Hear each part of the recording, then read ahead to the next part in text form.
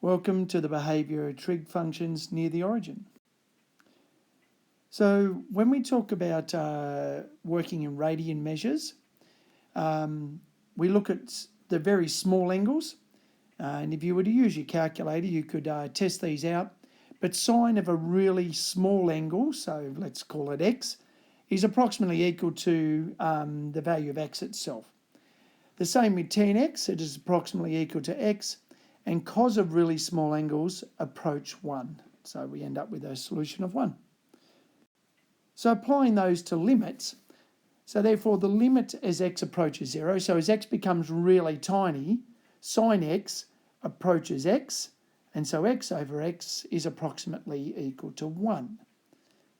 Remember, it's an approximately equal to x, it doesn't actually equal to x.